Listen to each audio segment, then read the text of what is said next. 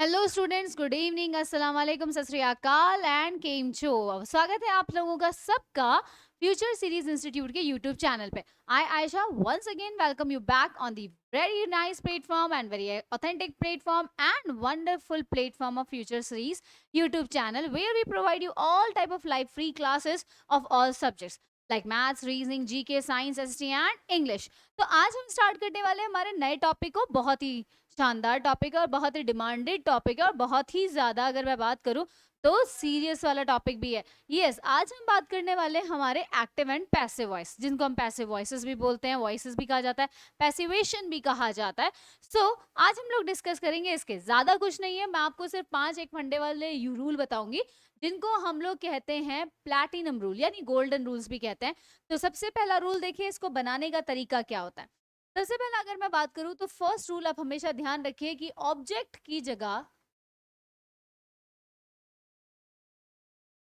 Subject को बिठाएं। बहुत इज्जत देनी है, ध्यान रखिए। ये पहला ऐसा हमारा टॉपिक है ग्रामर में जहां ऑब्जेक्ट की बड़ी इज्जत होती है। सेकंड रूल क्या कहता है? हेल्पिंग वर्ब लगाओ।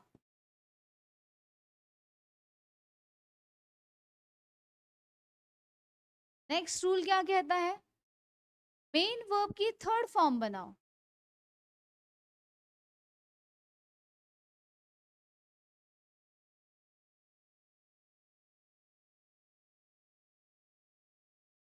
का नेक्स्ट रूल क्या कहता है? फोर्थ, बाय को जोड़ो।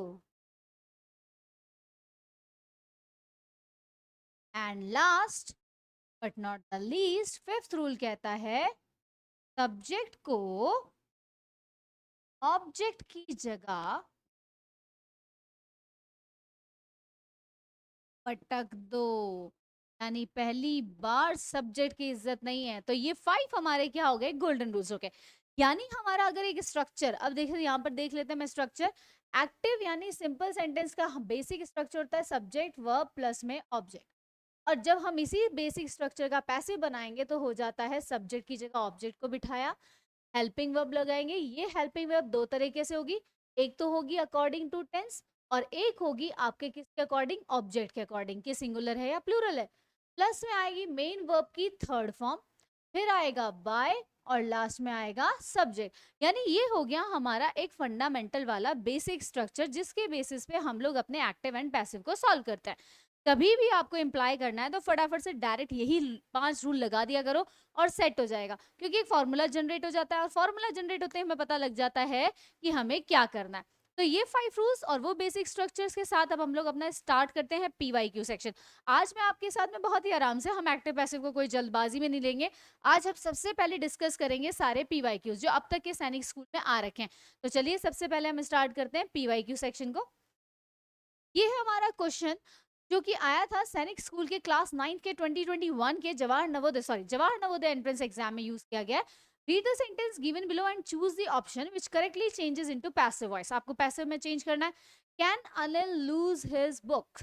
तो अब देखिए यहाँ पर इसने बोला है कि क्या अनिल अपने बुक को लूज कर सकता है। तो ये है इंटेरोगेटिव, ध्यान रखें इंटेरोगेटिव आ रहा है। तो इंटेरोगेटिव के लिए सबसे मस्त बात क्या होती है कि हमें इसमें चेंज ही नहीं करना होता। जैसा स्ट्रक्चर है उसको उस स्ट्रक्चर में करना है। बस हमें कुछ जगहों पर प्लेसमेंट, प्लेस वैल्यू चेंज करनी है सब्जेक्ट की, ऑब्जेक्ट वही 5 रूल अप्लाई करना है। तो देखिए कैन आ रहा है तो इसका मतलब कैन का मतलब कैन ही आएगा, क्योंकि क्वेश्चन का क्वेश्चन में ही कन्वर्ट किया जाता है, सेंटेंस में नहीं। तो पहली बात, इन दोनों ऑप्शंस को तो हटा दो क्योंकि ये दोनों सेंटेंस है। अब हमारे पास दो ऑप्शन है, दो ऑप्शन में से एक सीधा देखो कैन आ रहा है तो कैन ही आएगा, कुड नहीं आएगा तो कैंसिल कर दो। तो आंसर है आपका ऑप्शन नंबर बी।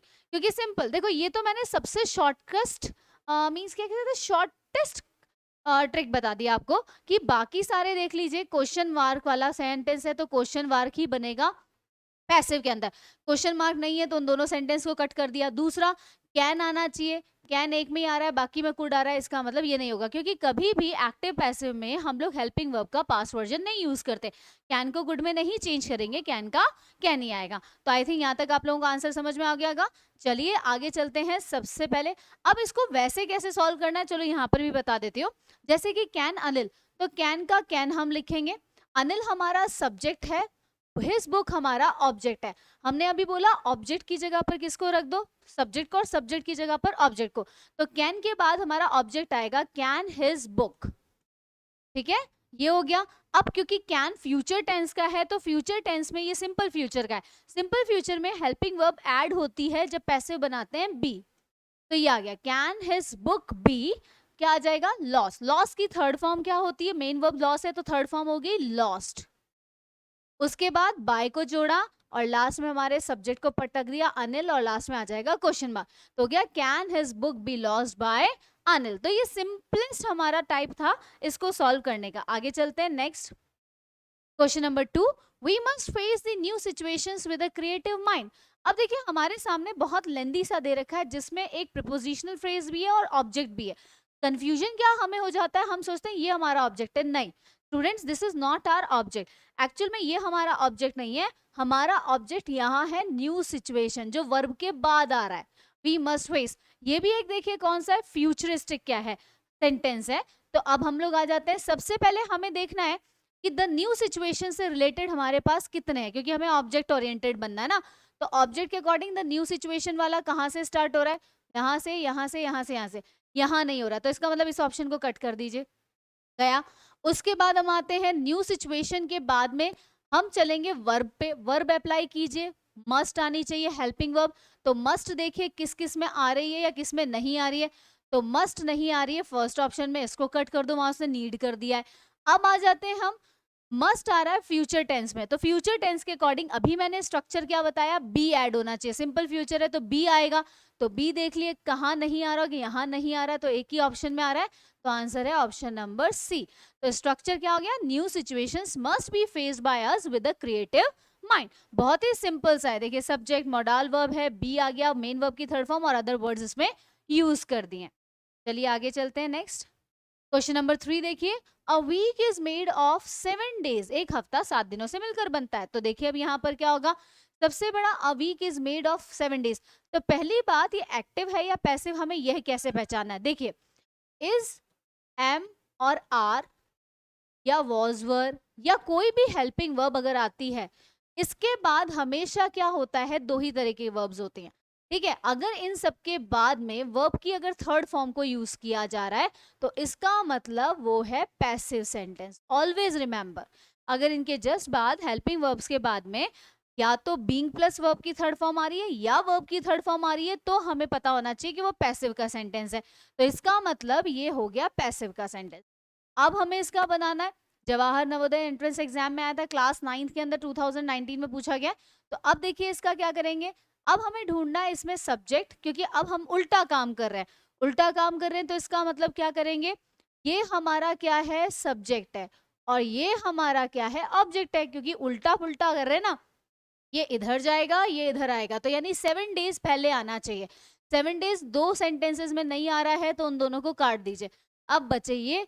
अब देखिए इसने क्या बोला है, 7 days makes a week, 7 days make a week, अब यहाँ पर हम बात करते हैं 7 डेज सिंगुलर और प्लूरल का, 7 डेज आ रहा है इसका मतलब ये प्लूरल है, तो प्लूरल के साथ वर्ब भी कैसी आएगी प्लूरल, तो ये नहीं आएगी, तो आंसर हो गया हमारा option number D, 7 days make a week, ठीक है, क्लियर है यहाँ तक। अब आप पूछेंगे मैम इसमें फिर ऑफ कैसे आया, ध्यान रखिएगा अगर किसी चीज के साथ मेड का यूज किया जाता है कि वो उस चीज से बनी हुई है, तो ऑफ एक क्या है, फिक्स प्रीपोजिशन है जिसको हम हमेशा पैसिव में यूज करेंगे। चलिए आगे चलते हैं नेक्स्ट क्वेश्चन में, नेक्स्ट है question number 4, choose the correct passive form of the given sentence from the following, don't subject the animal to cruelty, यानी कि आप कभी भी किसको ना करें, एनिमल्स को कभी भी अपनी निर्दयता का पात्र ना बनाए, तो ये जेएनवी का एंट्रेंस एग्जाम क्लास 9 का 2018 का है। अब फटाफट से देखिए ये क्योंकि एक सजेस्टिव है एडवाइस टाइप है, तो हम इसको कैसे बना सकते हैं चलिए सबसे पहले हमारा ऑब्जेक्ट ढूंढ लेते हैं, ऑब्जेक्ट हमारा क्या है द एनिमल्स, तो द एनिमल्स तो सब में ही आ रहा है, ठीक है। अब उसके बाद हमें ढूंढना है, जब हम किसी को ध्यान रखें एडवाइस या फिर सजेशन देते हैं, क्या देते हैं एडवाइस या सजेशन देते हैं, तो ध्यान रखें उसके लिए एक फिक्स मॉडल है, वो है शुड, शुड आना चाहिए, तो इसमें शुड आना है, तो शुड के साथ हम शुड देखो कहाँ आ रहा है, शुड सिर्फ एक ही में आ रहा है, वो है हमारा ऑप्शन नंबर डी में, बाकी ना इसमें शुड है ना इसमें ना इसमें, तो इसका मतलब आंसर है डी। आगे चल लेते हैं, क्योंकि डोंट आ रहा है, नेगेटिव सेंटेंस है, नेगेटिव सेंटेंस होने की वजह से हम इसमें क्या करेंगे, सिंपल सा नेगेटिव सेंटेंस है तो शुड के बाद में हम लगा देंगे नॉट, तो should not be subjected to cruelty. तो हो गया आंसर नंबर डी। बहुत ही शॉर्टेस्ट तरीके से हम इसको सॉल्व कर रहे हैं, क्योंकि यही एक शॉर्टकट तरीका है जिससे हम अपना टाइम भी बचा सकते हैं, जो हमारा पेपर में हमें अदर चीजों में चाहिए होता है। तो ये हो गया हमारा आंसर। आगे चलते हैं नेक्स्ट क्वेश्चन नंबर 5 पे। Choose the one which is the correct active voice for the sentence given below. By whom were you given these orders. अब देखो इसमें क्या बोल रहा है, whom का क्या होता है, ध्यान रखें जब भी बाय whom आता है तो वो चेंज होता है हु के अंदर एक्टिव में, और एक्टिव का चेंज हो जाता है बाय हुम में या बाय हुम, ठीक है, टू हुम भी होता है, अब वो प्रपोजिशनल हो जाएगा। अब इधर आ जाते हैं हम फटाफट से, by whom were you given these orders. तो देखो ये हमारा इधर आ रहा है लास्ट में, तो इसका मतलब ये हमारा क्या है, सब्जेक्ट, और यू हमारा क्या है, ऑब्जेक्ट, है ना। तो अब इसकी प्लेस वैल्यू करते हैं, पास्ट का सेंटेंस है, वर गिवन आ रहा है, तो फटाफट बनाते हैं। सबसे पहले WHO हु सब में आ रहा है, ठीक है। उसके बाद क्या आनी चाहिए, हेल्पिंग वर्ब आनी चाहिए। हेल्पिंग वर्ब इसमें नहीं आएगी क्योंकि हम सीधा इसको बनाएंगे मेन वर्ब पे, क्योंकि हेल्पिंग वर्ब सेकेंडरी पर आई हुई है। तो देखो इसमें वर आ रहा है, तो वर के यानी कि पास्ट टेंस है। वर कब आता है पास्ट टेंस में, जब हमारे यहाँ पर क्या होता है, वर्ब की सेकेंड फॉर्म आती है। तो वर्ब की सेकेंड फॉर्म कौन सी है इसके अंदर, सिंपल सा ए ऑप्शन है, who gave you these orders, कि तुम्हें किसने ये ऑर्डर्स दिए थे। तो ये हो गया आपका यहाँ पर। अब देखिए इस सेंटेंस में क्या होता है, जब भी हु वाला आता है तो एक चीज ध्यान रखें, यहाँ पर क्या नहीं मौजूद होता है, यहाँ पर हमारा सब्जेक्ट नहीं होता, क्योंकि हम हु पूछ रहे हैं। हमारे यहाँ ऑब्जेक्ट मौजूद होते हैं, और ऑब्जेक्ट होते हैं इनडायरेक्ट ऑब्जेक्ट और डायरेक्ट ऑब्जेक्ट। तो यहाँ पर आपका ये जो पोर्शन है दोनों, ये क्या है, ऑब्जेक्ट्स है। एक होता है इनडायरेक्ट, इनडायरेक्ट ऑब्जेक्ट हमेशा कौन होगा, पर्सन होगा, यानी नाउन या फिर क्या होगा, प्रोनाउन होगा। जबकि डायरेक्ट ऑब्जेक्ट हमेशा कोई ना कोई चीज होगी, यानी नॉन लिविंग थिंग होगी। तो इसका आंसर हो जाएगा ऑप्शन नंबर ए। चलिए आगे चलते हैं next. The sentence given below, उसका करेक्ट एक्टिव वॉइस ढूंढना है। The fields are being plugged by the farmer. अब देखिए ये ऑलरेडी देखो आर आ रहा है, बीइंग आ रहा है, और प्लग्ड यानी कि ये पैसिव में, ठीक है, पहचान हो गई कि ये पैसिव में। अब फटाफट से इसको ले लेते हैं एक्टिव में बनाने के लिए। बाय दी फार्मर्स आ रहा है, तो इसका मतलब हमारा सब्जेक्ट कौन है, फार्मर्स है। तो देखो द फार्मर्स किस किस में आ रहे हैं, 3 में आ रहा है, 1 में नहीं आ रहा है, इसका मतलब हटा दो इसको ऑप्शन से। अब क्योंकि ये प्रेजेंट कंटिन्यूअस का है, क्योंकि present continuous are plus verb की फोर्थ फॉर्म होता है, तो हम इसको जब पैसिव में चेंज करते हैं, जैसे इज एम आर आता है, तो इसको जब पैसिव में चेंज किया जाता है तो इज एम आर के साथ में एक नई हेल्पिंग वर्ब जुड़ती है बीइंग, और प्लस में आता है वर्ब की थर्ड फॉर्म। तो यहाँ नहीं कि यहाँ पर क्या हो जाएगा, कंटिन्यूअस टेंस में इसको चेंज करेंगे, यानी आर आना चाहिए। कौन से ऑप्शंस में आर नहीं है, ये देखिए 2 ऑप्शंस में आर नहीं है, तो हमारा आंसर एक ही है, option number C, the farmers are plugging the fields. तो सिंपलेस्ट तरीका था ये, हमारा शॉर्टकट वे था जिसमें हमने फटाफट से इसको क्या कर लिया, सॉल्व कर लिया। बाकी अगर वैसे देखें तो सब्जेक्ट प्लस में क्या होता है, इज एम आर, प्लस में वर्ब की फोर्थ फॉर्म जिसे हम आईएनजी कहते हैं, एंड प्लस में ऑब्जेक्ट होता है। अब मैं इसका पैसिव बनाऊंगी तो रूल नंबर 1 लगाती हूँ, सब्जेक्ट की जगह ऑब्जेक्ट, हेल्पिंग वर्ब ये आ गई। अब इसी टेंस में एक हेल्पिंग वर्ब और जुड़ती है बीइंग, प्लस में वर्ब की थर्ड फॉर्म, प्लस में बाय, और लास्ट में सब्जेक्ट। तो ये स्ट्रक्चर के अकॉर्डिंग ये था, तो ये हमें दिया हुआ था, हमें इसका आंसर नहीं बनाना था, ये हमने बना दिया। तो आंसर हो गया ऑप्शन नंबर सी। अब चलते हैं next, choose the active voice in the sentence. भाई एक्टिव वॉइस करनी है। The poor are help by her, simple सी बात है, आर के बाद वर्ब की थर्ड फॉर्म आ रही है, पहचान हो गई कि भाई ये क्या है, पैसिव है, ऑलरेडी क्वेश्चन में भी बोल रहा है। अब हर आ रहा है, हर का देखो क्या होता है, एक टेबल कर लेते हैं। आई का चेंज अगर एक्टिव से पैसिव और पैसिव से एक्टिव जाएगा तो आई का चेंज मी में होगा, और ऑब्जेक्ट की जगह होगा तो मी आई हो जाएगा। ही का हिम हो जाता है, शी का हर हो जाता है, यू का हमेशा यू ही रहता है, दे का देम हो जाता है, वी का अज हो जाता है। ठीक है, I you they we he she it, और इट आता है तो इट का इट ही रहता है, और अगर किसी पर्सन का नेम आ रहा है तो वो पर्सन का नेम ही यूज होगा। तो सिंपलेस्ट टू सिंपलेस्ट हो गया। अब देख लेते हैं फटाफट से, हर आ रहा है तो इसका मतलब सब्जेक्ट में क्या आना चाहिए, शी। तो शी आना चाहिए, शी चारों ऑप्शन में, ठीक है। अब उसने बनाया आर हेल्प्ड, तो यानी कि ये प्रेजेंट टेंस की बात कर रहा है, शी सिंगुलर है, तो सिंगुलर के हिसाब से हमारे देखो इज तो आएगा नहीं, क्योंकि ये तो सेम वही बना दिया उसने। इज हेल्पिंग कंटिन्यूअस टेंस नहीं है, sorry timely. She helps the doctor और she help, sorry she help the poor and she help the poor. देखो पास्ट टेंस नहीं है क्योंकि आर आ रहा है तो प्रेजेंट का है, कैंसिल, ये हो गया। यानी हेल्प्स आना चाहिए क्योंकि ये प्रेजेंट सिंपल प्रेजेंट का है। अब सिंपल प्रेजेंट का स्ट्रक्चर देखिए क्या होता है, सब्जेक्ट प्लस में वर्ब की फर्स्ट फॉर्म एस या ईएस और प्लस में आता है ऑब्जेक्ट। इसका पैसिव अगर बनेगा तो क्या बनेगा, ऑब्जेक्ट प्लस में इज, एम, आर, प्लस में वर्ब की थर्ड फॉर्म, प्लस में बाय और लास्ट में सब्जेक्ट हो गया।